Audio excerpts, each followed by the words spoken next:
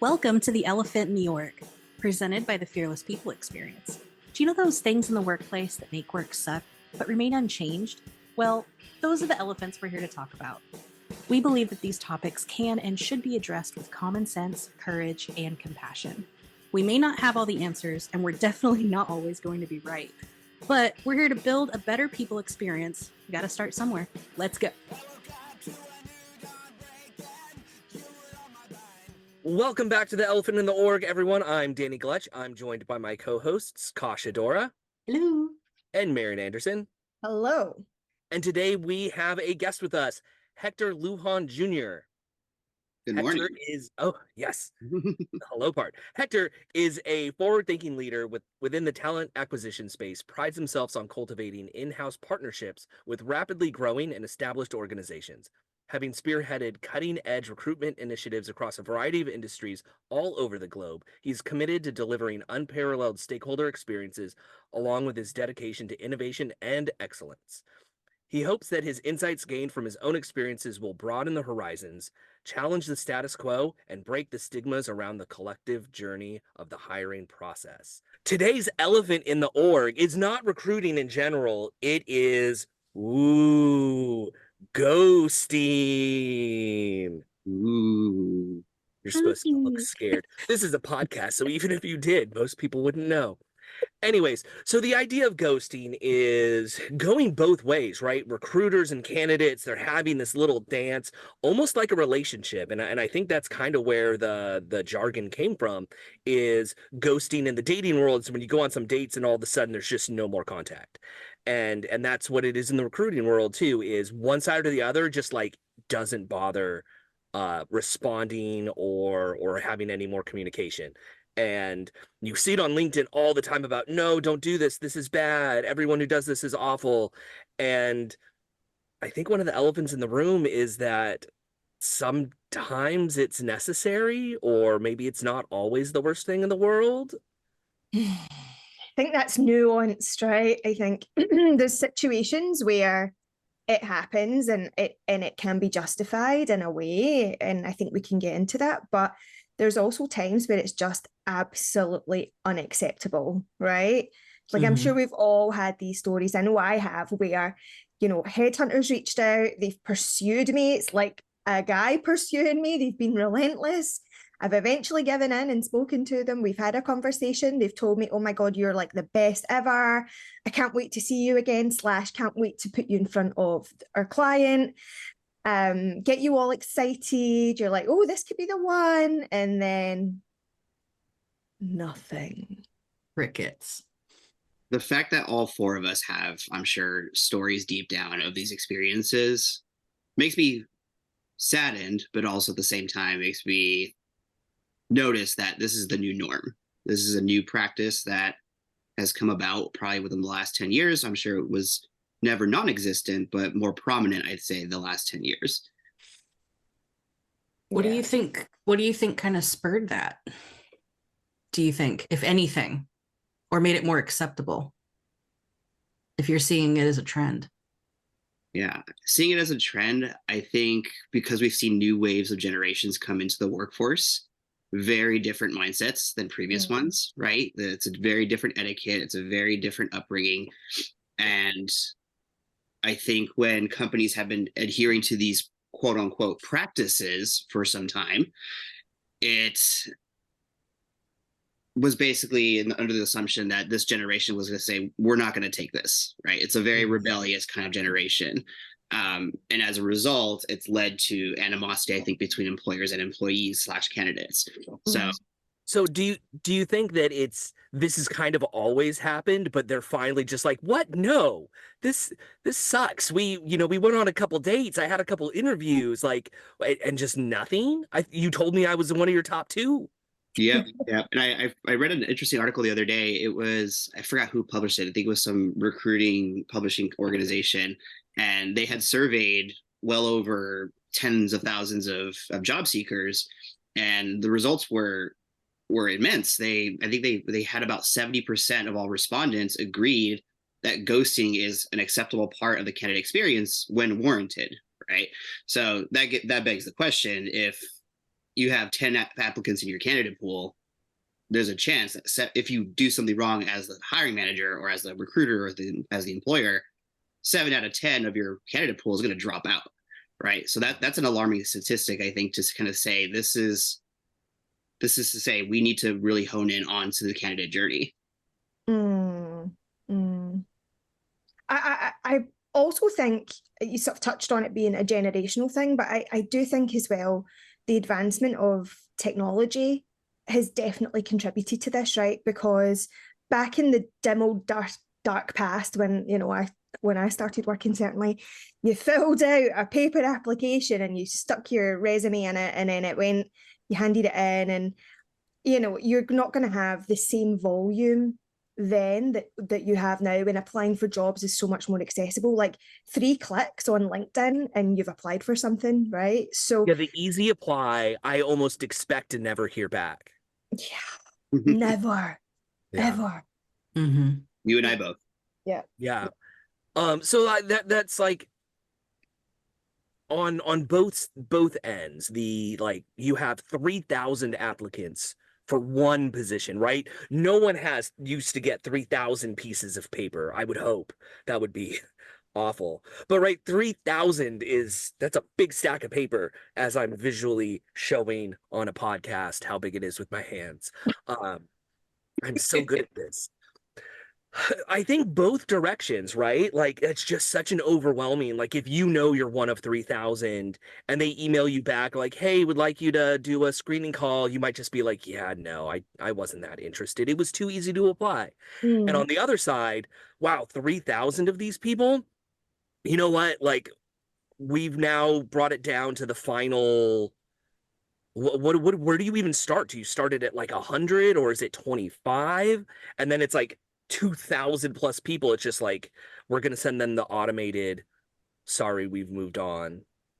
Yeah. Well, I think that's a lot more accepting than just having no response at all, right? Like having at least a canned response from an automated system at least showcases that at least there's someone on the other end in an ideal world. Yeah, as someone has worked in TA for the last 7 years, too, which as a leader, I've had to recruit for both other teams and also for my own team. And one of the things that is really unique is that really from that first recruiter screen from the application, we're only seeing about a 2 to 5% conversion, right, from the total applicant pool that comes through within a certain amount of time. So when you see these job postings go from 1,000 applications within a span of 6 hours, right, it's most likely that hiring team is only going to whittle it down to the initial, just talking to the person, just get that introductory phase within the first 50 people, if that, right? And you cascade that upon itself. You have recruiters that are managing 20 to 30 other requisitions with those same amount of volume. It's unlikely that you are going to hear from someone, right? Things are going to slip through the cracks very naturally. Now, I guess this begs the question, is that acceptable, or is that something that companies should be honing into a little bit more? Mm-hmm. Yeah, because you have 2 things, right? You apply and you never hear, or you apply and you get a rejection, or you apply and you get an invitation for something, right? But that, I know that you'd mentioned earlier that 70% of candidates might drop out, but I feel like also just from all of the things we've read, it feels like 70% of the time you're just never going to hear anyway. You're not even going to get the rejection. 95% of the time. Yeah, like probably much higher. You're just not even going to get the rejection, right? In what the application process looks like, which I then just even thinking about what Marion was talking about, the advances of technology, right? Like how easy is it to click a button to be able to do that, so that way, organizations can avoid the ghosting experience on either side, right? Not just the candidate experience, but also, the weight that it puts on you as someone in TA. Well, I think one thing to remember is, the narrative on LinkedIn is only bad recruiters ghost, only people who don't really care about the candidate experience. And I think in just knowing Hector and things we've talked about, that understanding that a lot of these recruiters might really care and be really good at their jobs and care about all their candidates and their experience, but they have so much pressure to do so much that they feel that like it's their job, their managers are almost requiring them to just like to ghost. Like, I don't have time to give the feedback on why this person in my top 5 isn't being hired. I just need to say whatever. I don't have the time. I'm going to avoid that conflict. Hector, what are your thoughts on that? Yeah. And oftentimes TA is seen as the messenger / cultural ambassador of the organization, right? They are a reflection of what the inner workings are. And sometimes TA has a lot of pull, right? If you have a CHRO or a chief people officer at the seat of the table, you tend to have a lot more advocacy from what your priorities should be. But in most organizations, that's not always the case, right? As the point of this podcast, there's a lot of elephants in that room that have yet to be addressed.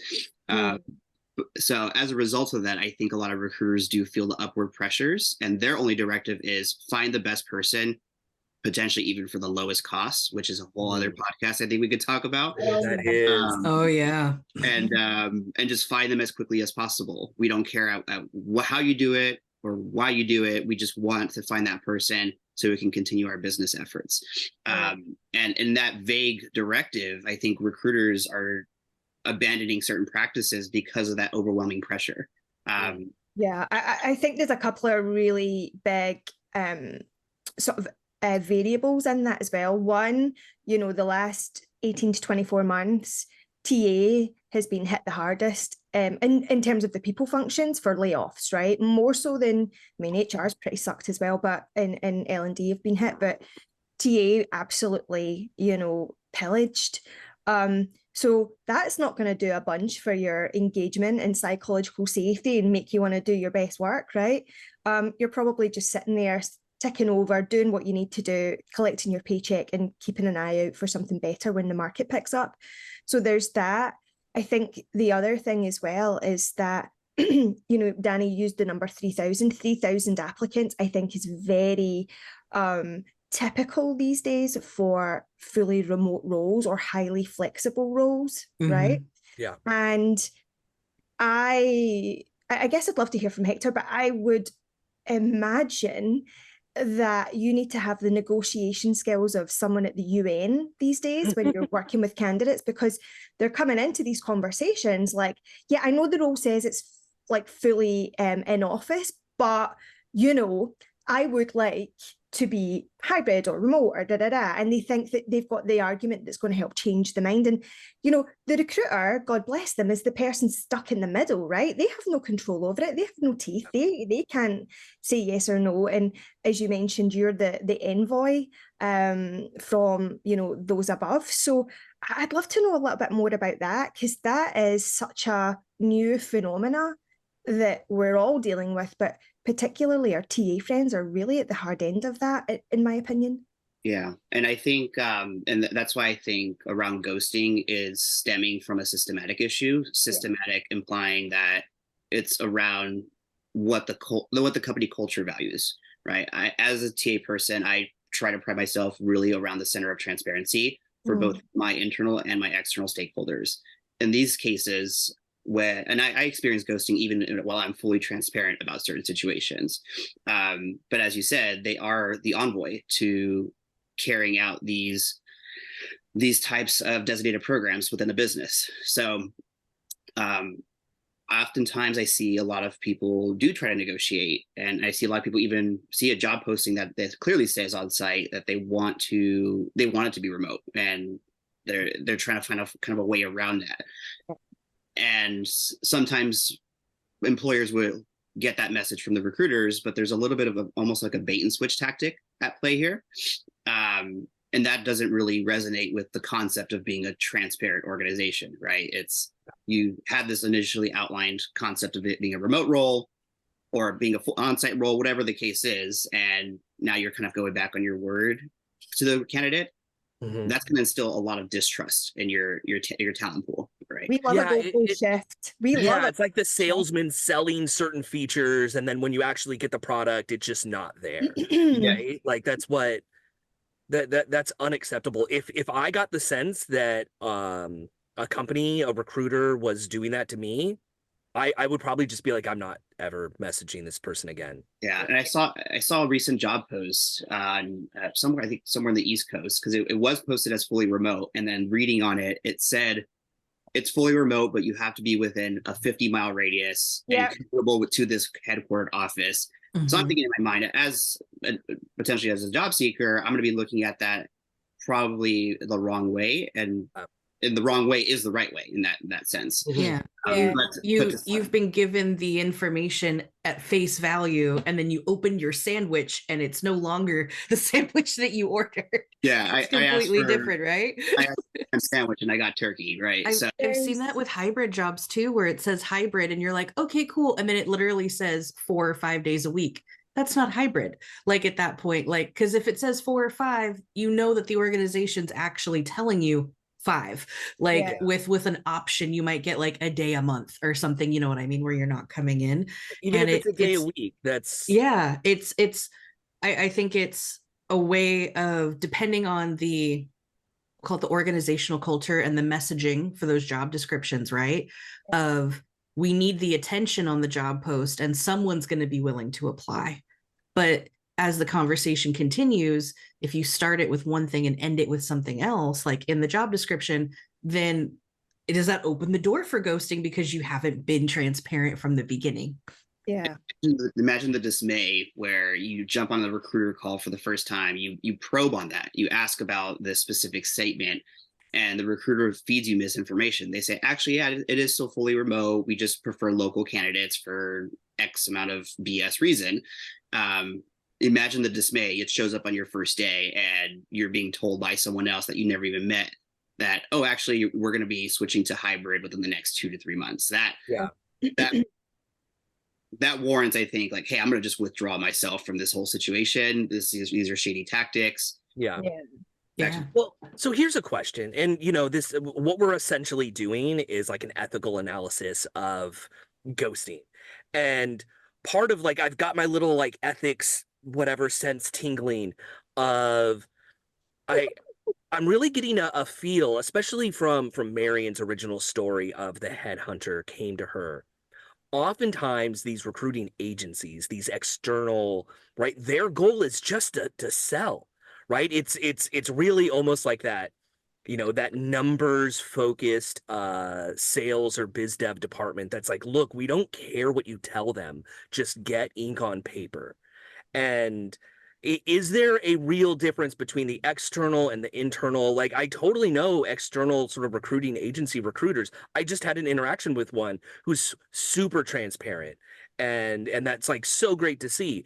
But is there a difference between the sort of agency recruiters and the in-house recruiters in this like tendency to like, I really just need to push this through because I need this person to get hired there, so I'm going to fib a little bit on the policies or the pay band or yada, yada, yada? Yeah, there's a huge distinct differences because it's all really about the skin in the game that you have. As an internal recruiter, your KPIs are really centered around your hiring manager experiences. Your output is the number of hires that you're bringing in, how many offers are you closing. Whereas external recruiters are a lot more input driven. How many cold calls are you doing? How many clients are you reaching out? And especially if you're in a full desk, right? You have to have building your own book of business. So they deal, I think, in a lot more of a higher volume, I would say. And by skin of the game, whether someone gets filled or not, ghosting, I think, is a lot more common on the external side. Right, because I've worked with both internal and external recruiters, but for different reasons, right? I think with agency recruiters, they're, like you said, they're just trying to find the best person and place them because that's how they're going to earn their revenue. That's how they're going to win their business. Internal recruiters, however, you don't fill your spot, you're going to be pretty much put on a pedestal of being the in a way. So there's very different stakes involved with each of those. I think that, I'm just reflecting, like all three of you really came to me through the efforts of an incredible external recruiter, someone that we know well, who is ethical and diligent and, does the right thing. sadly, they're a bit of a dying breed, really. But the other thing that just occurred to me, because obviously the example that I gave at the beginning was very much around an executive level experience. Now, I feel quite torn on this, because my own ethics and morals should say that everybody should have the same experience, right, with a recruiter, regardless of your seniority. And I do believe that, but there's also a part of me as well, which is like, when you're at a very senior level, you know, when you're going for those C-suite roles, there's a reason why executive recruitment is a branch on its own, away from just regular recruitment, because there's a different need that's required, a different level of expectation, and really there should be a bit more finesse to it, because you are interfacing with CEOs, CFOs, boards, right? One of the things that I've noticed, and again, this is an observation, this is not specific to you know, any real evidence, but one of the things that I've noticed is that, again, in this mass exodus of executive recruiters and you know, general TA out of the business, you will have TA wearing all the hats and picking up a lot of that executive recruitment. And I have seen firsthand the gaps in the level of service that an exec would expect. Again, not from I'm an exec, I deserve to get something better, but from I actually need you to give me more to set me up for success for this role. And I think that that's really tough, because it is a different skill set. You know, it's a very different mindset. And I think that maybe organizations are not necessarily understanding that, and that is really impacting the candidate experience and really the employer brand. It's astounding to hear that even ghosting is happening at the C-suite level, right? Yeah, completely. Future leaders of your organization. Yeah, especially CPOs, right? When ultimately they're the ones that would be your boss. You don't want to, you know, mess about with them. So I don't know. I just think that it's a little bit short-sighted. There needs to be more thought put back into it. And ultimately, I feel very protective of our TA colleagues. I think that, there's a lot of people out there that are ambulance chasers and they're not great, right? But there's a lot of really incredible people out there that are so good at what they do and really care about the candidate experience. And unfortunately, they're being set up to fail, because they're seen as a very process-driven part of the function. And at the end of the day, you can have the best ATS in the world, but you still need people to be able to make any sense of that, you know? I don't care what anyone says about bots and all of that crap. You need a person to make that experience human. Yeah, Absolutely. you really do. That's man, Marion, I'm trying to make sense of the difference between sort of executive recruitment and entry level, mid-level recruitment. Yeah. Yeah, a lot of it, as far as like the ghosting, it seems like it's both qualitative and quantitative, right? On the quantitative side, there's just a lot more, right? Yeah. You're not getting 3,000 CEO or, you know, CPO applicants, right? That's just not happening. So like just that smaller ratio of, hey, we got 12 that we think are qualified, 20 total, or, you know, whatever. It's probably actually more like 3 that are qualified out of 12 total. Like, none of those people should be ghosted. No, none of the 12 should be ghosted. And part of that is something that I have read, which is new to me over the last year in the talent acquisition space, is the idea of like keeping your pipeline warm, especially for like these roles that like, hey, if this person's leaving, they might give 6 months notice, not 2 weeks, right? Or if you're parting ways, you're going to give them 6 months, 9 months notice of that's when you're no longer here. And so you kind of always need these relationships ready in case you need to, like, hey, we've been talking for 2 years off and on. We have a role coming up. Let's, you know, whatever. And I don't know how I feel about this sort of like, you know, keep it on the warmer. Like it feels like the dating relation. It's like the stringing it along, right? Like, yeah, like where you're kind of like, there's a potential. Here's your carrot. Yeah. There's a nuance there, and Hector, like, by all means pitch in on this, but there is a difference between the stringing someone along, right, or external succession. I know that one, you know, sometimes in a fast-scaling organization, you don't necessarily have the internal talent ready in a succession plan. They're not ready now, and they're not even ready 6 months, 1 year. So you have to always be looking outside. Also, in a startup environment, to use a phrase that we've all heard many times, what got you there, what got us here won't get us there, right? So the people that can start off the journey are amazing, but they can only take you so far, and you do need to start future thinking and not be reactive. So there's, and you always have to source externally, even if you're promoting someone.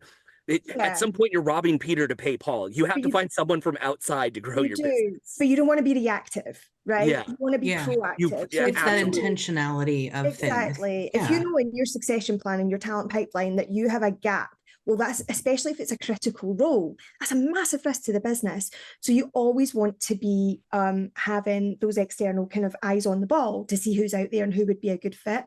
The other thing is that there are companies out there, I've worked for them, where I went through 9 interviews for one role, very prestigious tech company. And that was over a period of 2 years.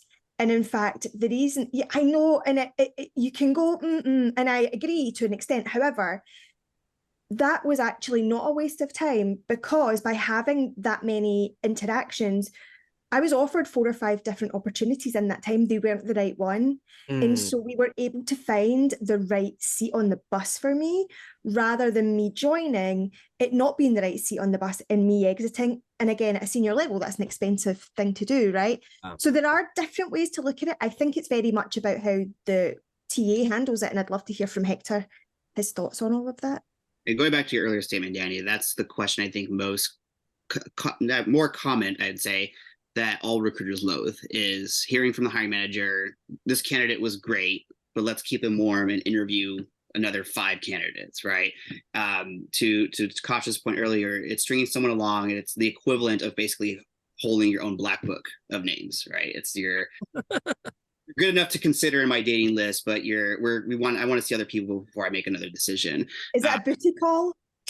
Is it that 12:30 at night? No, it's more is it a rainy day? Where are we going with this? No, it's more like, I'm going to see you now, but I'm not going to fully commit. And as soon as someone more attractive or interesting comes along, I'm going to go with them. Yeah, and who wants to be told that, realistically? Yeah, you're nice, but maybe not marriage material. No, yeah. If you're into marriage. Savage. If you're into marriage, not everyone needs to be. So going back to Marion's point, there's a huge distinct difference between actively recruiting for a position and doing more relationship building to build out your own network, right? And this is very prominent, especially at the executive search level. A recruiter is really only as good as the relationships that they build with their talent, right? Because they have to go to company and pitch that concept of this person's profiling.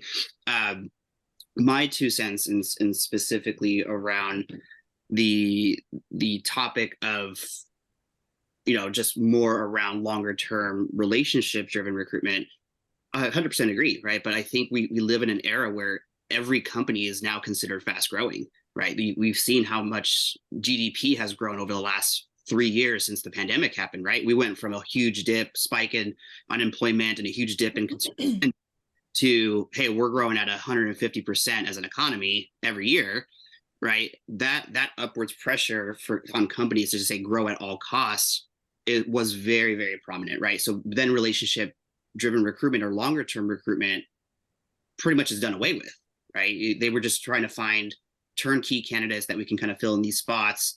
And there was a plethora of them at one point. But now, when we had that great resignation that occurred, there was almost no one existent, right? You had to do a lot more of that relationship-driven recruitment again. So there is a value of that, right? And I've had an experience where one of the recruiters that I first started working with in the tech world, she told me a great example of that too, where one of the senior staff engineers that had applied for one of her previous roles, I think for like a year prior, they weren't quite a fit or a mold to them. Yeah, they were really good. They had worked at a really prestigious tech company, but what they were trying to achieve as a business wasn't in the right time yet. fast forward a year from that point on, she maintained the entire relationship. They had pretty much biweekly lunches because she knew that this was a really, really strong talent. And it got to a point where the head of engineering was like, we have a big project coming up specifically within our logistics department. This person's background is actually a really good fit. Are you still engaged with them? Right. So that proactive recruitment that recruiter did, it was just immediately. They didn't even have to interview. We knew their capabilities. It was just, hey, we're going to pitch you this idea. Do you want to come on board with us finally? And of course they said yes. So I think that happens still sometimes, but I think we're also driven by just, let's find someone right now. Can they start to, or is someone even out of work that we could just like start right away? Yeah. It's that speed to execution, right? That you just like, and to Marion's point earlier, talking about being proactive versus reactive in the talent space. Yeah. That relationship is obviously being proactive versus we need butts and seats, if you will. And that is such a different experience for you as someone in TA, and it's a totally different experience on the candidate end. And I think that worked out because that recruiter was embodied into the business context, right? And I think, unfortunately, as TA, because of that lack of sometimes seat at the table or seen as more process driven, we don't always get that business context. We only know the short-sightedness of this immediate vacancy, and that's the reactive component of it. Yeah. Mm-hmm. I wanted to circle back because I love that story. That's like a yay, flowery, this hopefully comes out around Valentine's Day story. I wanted to go back to like ghosting and how is it sometimes like just like, oh no, we had an interview with that person and I never want to interact with them again. Maybe they said something misogynistic or really off color during an interview, and you just you kind of even wrap up that interview a little earlier than planned, and you just, you know, we're done. Is like, it's asking a lot for a recruiter then to send a message that is somehow like, you know, highlighting their like personal shortcomings, like you didn't, you know, you made this comment, we find that unacceptable, like, or do you just not talk to them ever again? Yeah, I mean, I'm curious to hear other people's thoughts, but I have some ideas around it. I was like, I mean, I've Hector, are you had popcorning? No popcorn. I've had both where when I was more, I mean, I started off as a recruitment consultant, like way back, you know, when I was a graduate. And when I was young and inexperienced, I had situations like that where the candidate did some fairly unacceptable things in the interview. And I was too young and inexperienced and lacked confidence to deal with it. So I just wrapped up the interview early and moved on. Whereas now, you know, a situation like that comes up, again, it's nuanced, right? Depends on the situation. But, you know, I have been in situations where the candidate has said some things that are fairly unacceptable and don't align with the values of the organization. I think, Hector, you know, a particular example I might be referring to back in the day. And I've called it out and I've said, you know what, I've really enjoyed meeting with you. However, I just want to share with you that when you said this, it doesn't align with the values of our organization. And so for that reason, I won't be moving this forward, but I really wish you well. Because I think it's important that we do have a responsibility to give feedback where we can without putting myself at any risk. But I certainly do call things out now, but I think that's because I'm more mature, older, experienced, and it doesn't make me uncomfortable.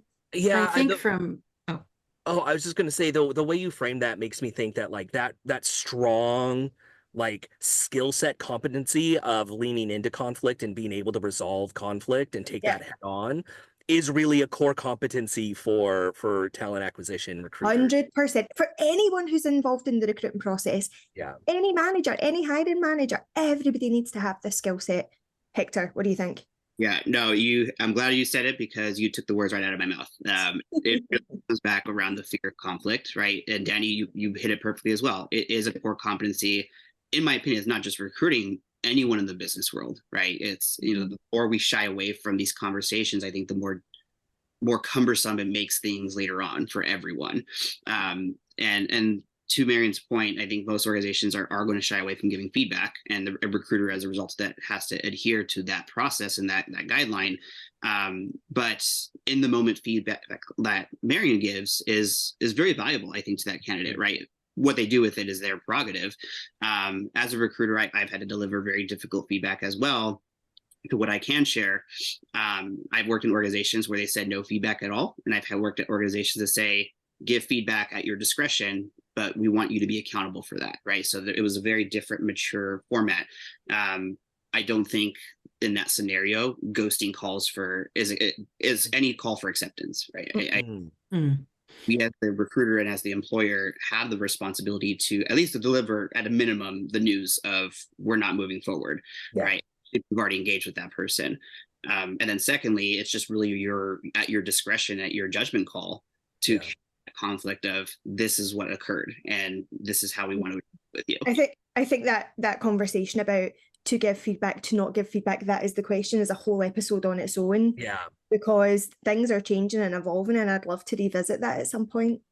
Cacha, I'm really interested in your thoughts, Cacha, on the development, because like your entry level recruiters not going to have the same tolerance and skills of taking on that conflict head on. Like, how do you see that as like a growing skill set and developing that? I'm really glad you asked, because that's exactly what I wanted to talk about. But it's really important because I think in most organizations, I'm going to call them like your first time hiring managers, your entry level hiring managers who maybe they've been promoted vertically, right? In an organization, it's the first time they're either having to replace someone or open a new headcount. They haven't had this interview experience outside of their own professional interviews that they've held. So being on the other side of that table, proverbial table, a lot of times is via Zoom now. But those interviewing skills, they only know from one side. And so having to help them understand not just, okay, you're not looking always for that air quote organizational fit, right? How do you train people to look at their teams to understand where the gaps in their teams are? How do you fill the gap in your team? And then on top of it, how do you then elevate the people on your team with the person you're filling in that gap? Right. And that level of, we talk about it a lot, but assessment happens all over the place in a business, right? Like it's not just what you do 2 times a year. It happens when you are looking in your organization, in your team, your little pod that you have, or your big pod, if you're a director and you've got like, a lot of people underneath you. But in order to help people understand what they need to hire for, you have to be able to know what you need. And then on top of it, being able to help them with language, help them understand their actual job descriptions. And the thing that I think, based on even my own experience in moving up in the world, is a lot of times hiring managers will naturally just defer the hard things back to TA because they don't, right? Like going back to that conflict side, right? They don't want, and they don't know how. And because they don't know how, they don't want to really stretch themselves to experience that further. And I think that's a big, honest problem, and probably a big contributor to what ghosting happens to people. The passing off of like accountability, if you will. Yeah. Teflon, not my responsibility. Yeah, I mean that's such a good point, Cacha. Is sometimes the ghosting comes from a place of like early development, and that's is that okay? Like is that just a part of the growing pains, like early young Marion, young Hector, Cacha, Danny, like, oh, wow, looking back 5 years ago, I wish I would have given that person feedback, but I didn't. I wasn't ready yet, and I am now. Like, is that, can we say that's okay? Or should you not get into TA unless you're, like, capable of owning it? Like Hector said, at that level of, I'm owning the feedback I'm giving, and I'm going to do it when it's appropriate. Yeah. I mean, it all depends on the person. I don't think there's a right or wrong answers to this. I think the act of ghosting as a result of that naivety is, I think someone would have enough common sense to say, hey, I probably just should not avoid this person. But at the same time, and that same token, I think if they're not comfortable to deliver that feedback, I'm going to say the HR answer is don't deliver that feedback, right? Because you don't want to put yourself into a position where you're jeopardizing not just, of course, the organization, but also jeopardizing your relationship with that candidate, right? If they ask you about it, hopefully you have at least some sort of support system in your business that you can actually just say, hey, let me take it back with the team to see how I can give you feedback. So there are proactive things that you can do after that initial conversation, email, or whatever. And don't be afraid to ask for help and ask for other. That psychological safety is critical though, right? If you work in an organization or within a team within an organization where you have that shared sense of psych safety, you're going to be able to do that. You're going to be able to say, hey, do you know what? This candidate's a bit of a twat, quite frankly. I'm struggling. Can someone help me out? And that's fine, right? If you're working in an organization which doesn't have that as part of its culture, a bit more old school, you're less likely to be able to say that. So you're either just going to completely avoid it or you're going to make a dog's dinner of it, right? And potentially cause further issues down the line. And then be held accountable for that. And I think for me, that's the thing that's most unforgivable of all. Honestly, I think, anecdotal, no evidence to back this up, but I don't think companies see training hiring skills is particularly important. There seems to be this assumption that when you join a company, you magically know how to recruit, you magically know how to interview. I learned on the fly, hands up, and I had some incredible mentors, so I learned from the best. But I learned on the fly, and that's a really uncomfortable experience because you learn by screwing up, basically, and these are situations where you shouldn't be that vulnerable, right? Because these are people's lives that you're messing with. So I think that there's a huge amount of, yes, point one finger forward at that recruiter for not doing a good job, but point two back at yourself and saying, what did we do to support them? And I think most companies don't think about that. And Marion, that's where when Hector was talking and then you followed up, I was really thinking about that C-suite level, the executive recruiting and the ghosting and the inability to give feedback at that level. Were you just dealing with someone where feedback was on them if it was going to happen and they're just unprepared and unsupported to do it? And I feel like, because those are really important feedback moments, because if they deliver it wrong, you're not keeping that warm in case you want that person on your executive team later. If you deliver that feedback poorly, it's over. Oh yeah. And they're going to talk to the rest of their ghosting, friends in this right? too. They're going to talk to everyone in their network and say, like, it's that bad promoter, good promoter moment, right? Yeah. Like it will be, stay away from that company. CPOs and CFOs and CEOs, we're all in groups. We're all in networking groups. We all talk to each other, right?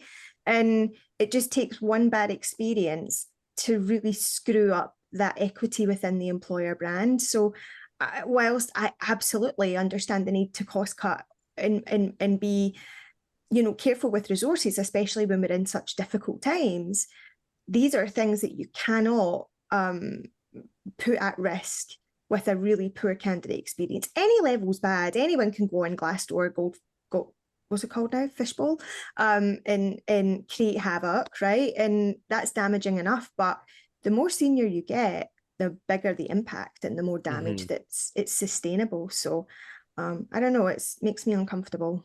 And what's interesting to note is, I've seen a trend of a lot of commentary around LinkedIn, and I get it, most of it's subjective, but when you start to read it between the lines, you see the common threads between all of it is that a lot of these organizations, most recent times, have been cutting their best recruiters, their top TA people, and they're really to keep people on from a cost perspective, but also who's just going to keep the lights on, right? We don't care about quality of service. We don't care about anything of that right now. Our goal is just to, obviously maximize shareholder value.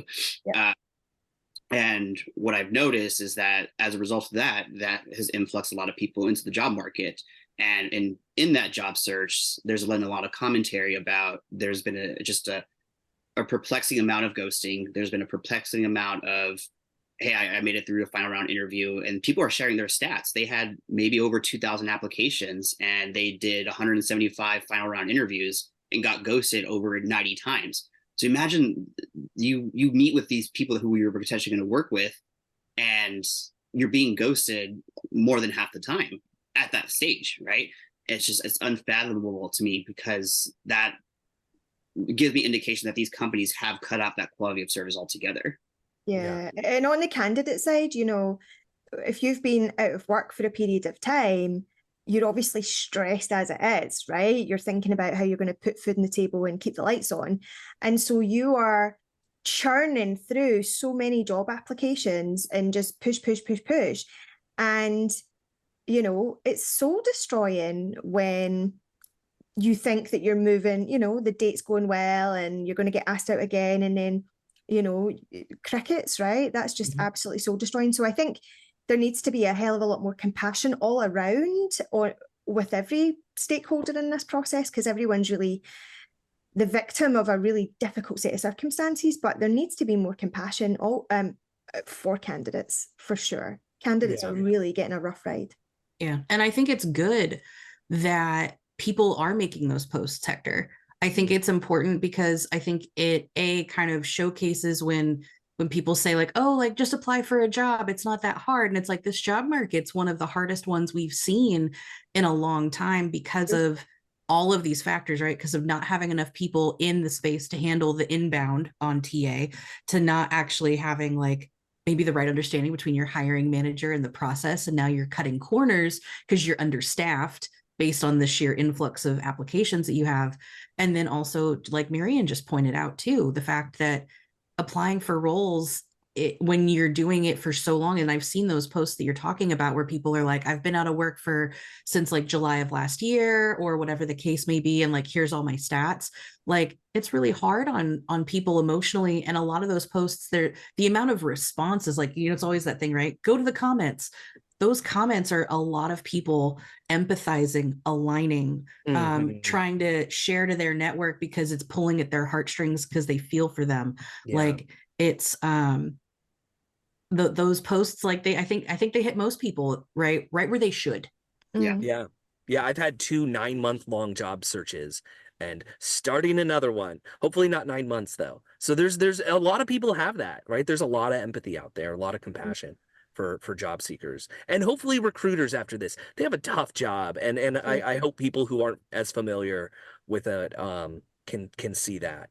And so, Hector, trying to wrap up, what are some of your top tips? And we didn't prep you on this one, so on the fly, what are some of your top tips to just lessen ghosting? Both, you know, as a job seeker, get ghosted less, or as a recruiter to not ghost as much. What are just some top tips that people can do, organizations can do? Yeah, I would say lean into your tech, you know, lean into your organizational ability, right? Hopefully, if you've got to a point where you are a recruiter, you have some of this level of organizational skill, but leverage your tech, right? Leverage your ATS, explore whatever capabilities that they have to really engage with your talent pool, right? Do really a sense check as well as your moral compass, as if I was a job seeker, if I was in those shoes, how would I want to be treated, right? It's the golden rule that we all try to live by: treat others as if you would treat yourself. And I would say, don't be afraid to ask for help. If you have that psychological safety in your organization, don't be afraid to take advantage of that, right? To ask for assistance along the way, especially with your hiring managers. You know, fine tune what it is that they're looking for, and making sure that you're taking the full ownership. And I think that'll be the last thing I can leave with it. Take ownership, because this is a reflection of your work, and you never know who you're going to be coming across paths with. That person that you ghost may be your future employer. You never know, right? And but don't think of it as what's in it for you. Think about how can I help those around me. So that selfless mindset, I think, is really what makes the difference between a okay recruiter versus a phenomenal one. And I think it would make it better for everyone. That sounds fantastic. Thank you so much, Hector. This was such a good conversation. I know I learned a lot. I hope everyone listening learned a lot. Thank you all for listening. We will see you again next Wednesday, every Wednesday. Be sure to like, subscribe, follow. That way you don't have to log in and click links. It's just downloads to whatever device you're listening on. Written reviews. If you write a review, I'm going to read it. That's my promise. And then you can contact us at elephant@thefearlesspx.com. Thank you, everyone. Thanks again, Hector. Thank you all.